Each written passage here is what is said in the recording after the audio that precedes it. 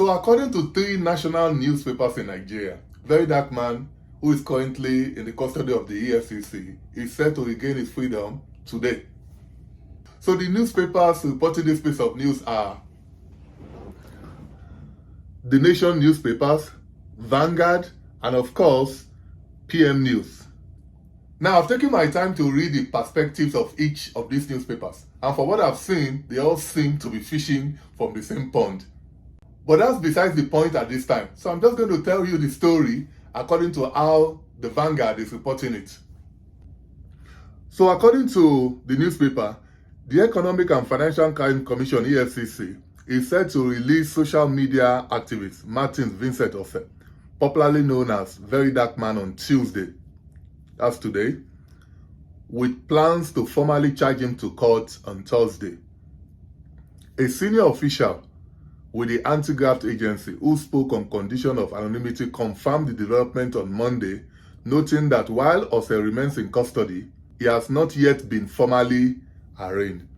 Sources within the commission disclosed that multiple charges are being prepared against Ose, largely based on several petitions alleging cyberstalking and related offenses. So that's essentially what those newspapers are reporting. But I will say this: take this story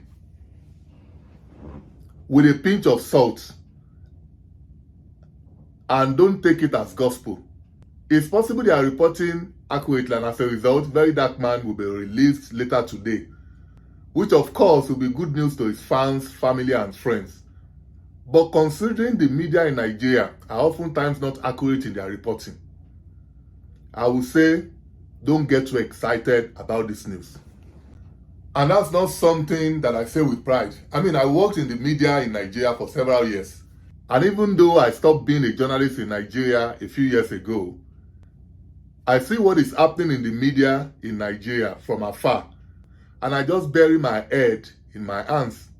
Because let's face it, a lot of what is being reported in the Nigerian media today are oftentimes true in the morning, doubtful in the afternoon, and finally false at night. And you don't have to take my words for it. Listen to what someone you would expect should know what the heck she's talking about said on Arise News yesterday morning. Yesterday was World Press Freedom Day, yes. And again there was some scathing comments that were made by Serap, by some of the civil society organizations against what is currently happening. They're saying that press freedom is not what we're enjoying here in Nigeria at the moment. And now, just to tie it all up, before you move on to your next story, we can't forget Verydarkman's mother.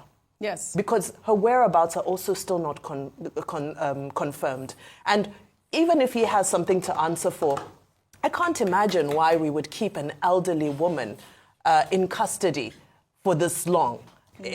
Because I don't believe she is the subject of any investigation. Well, I doubt that they arrested her. They say that her whereabouts is not. That was over the weekend. Have they found her? Because I think even there was one of his brother that was at the scene. He has also been brought back, and in fact even granted an interview. Is back as well. Yeah, so I don't think there's anything. So I wanted to be sure about that. Yes, and thank you for highlighting that.